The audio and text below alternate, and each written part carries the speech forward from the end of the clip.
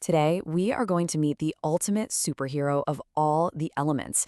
Seriously, it's the secret ingredient in, well, pretty much everything, from your breakfast this morning to the phone or computer you're watching this on. It even makes you, well, you. So let's get ready to uncover the amazing secrets of carbon. All right, let's kick things off with a little riddle. What do you, a brilliant, sparkling diamond, and the soft gray tip of your pencil all have in common? I mean, they seem totally different, right? One's alive and breathing, one's the hardest thing on Earth, and the other is soft enough to just flake off onto paper. Go on, take a second. Any ideas? The answer, if you haven't guessed it, is carbon.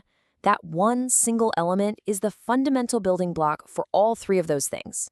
And as we're about to find out, it's the building block for, well, for almost everything else that really matters. They don't call it the element of life for nothing. Just think about your day so far. That piece of toast you had, full of carbon. The cotton in your shirt, that's just a long chain of carbon atoms. Every single living thing on our planet, from the smallest little bacteria to the giant redwood trees, is built on a carbon backbone. It's absolutely everywhere. But here's the part that's going to blow your mind. For an element that is the foundation of all life, there's actually not that much of it around. It's a tiny, tiny fraction of the Earth's crust and atmosphere. So how on earth does something so rare become so important? Well, it all comes down to its secret power. Okay, so let's dive into carbon's big secret. This is where the magic really happens. It all comes down to one simple idea. Carbon is really, really good at making friends with other atoms. You see, atoms are happiest, they're most stable, when their outer shell of electrons is totally full. Now, carbon has 4 electrons in its outer shell, but it really wants 8.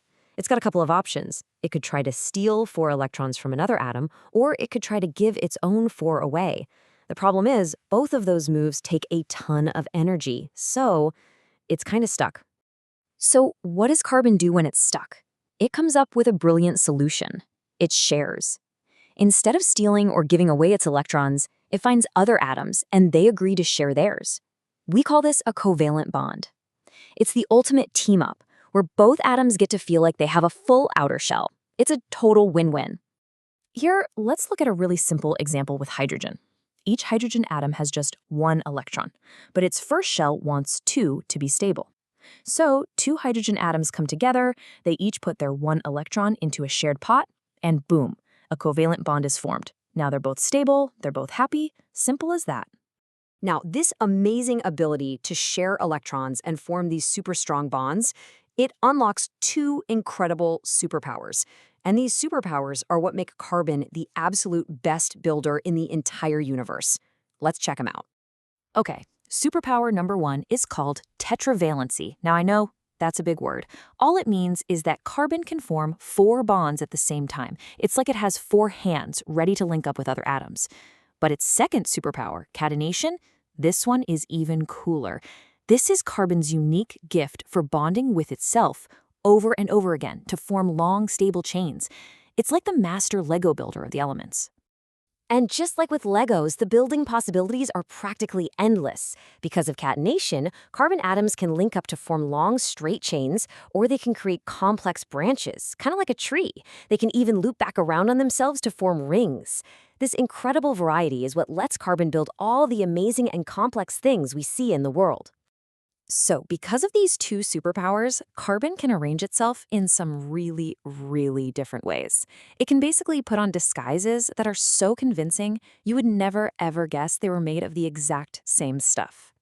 Okay, so in disguise number 1, each carbon atom links up super tightly with 4 of its neighbors. This creates this incredibly strong, rigid, 3-dimensional network. And the result? You get a diamond, the hardest natural substance we know of. But what if those same carbon atoms decided to arrange themselves differently? In this disguise, they only bond to 3 other carbons. This forms flat sheets that just stack on top of each other, almost like pages in a book. And those sheets can slide past each other really easily, which makes the result, graphite, incredibly soft and slippery. It's literally the stuff in your pencil. And here is the big reveal. Get this. A diamond and the graphite in your pencil are both 100% pure carbon. The only difference is how those carbon atoms are arranged. It's the same exact element, just 2 completely different results. It's all about how they're bonded together. Isn't that amazing? Now, there's a scientific name for these different disguises. They're called allotropes. It just means they are different physical forms of the very same element. They can look and feel totally different, hard versus soft, but chemically, they are identical, because at the end of the day, it's all just carbon. So we've seen how carbon can build both the hardest and the softest materials known, but its amazing building skills also show up in some really surprising places, like, say, in helping you do your laundry. Let's see how carbon's long chains make it a cleaning superhero.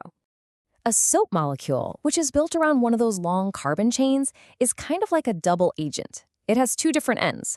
One end is the hydrophilic head, which absolutely loves water. But the other end is a long hydrophobic tail, and it hates water. But you know what it loves? Oil and grease.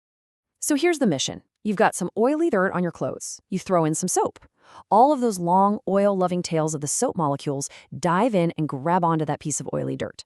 They completely surround it with their tails pointing inwards. At the same time, all the water-loving heads point outwards facing the water. They create this perfect little cage called a micelle, with the dirt trapped securely inside.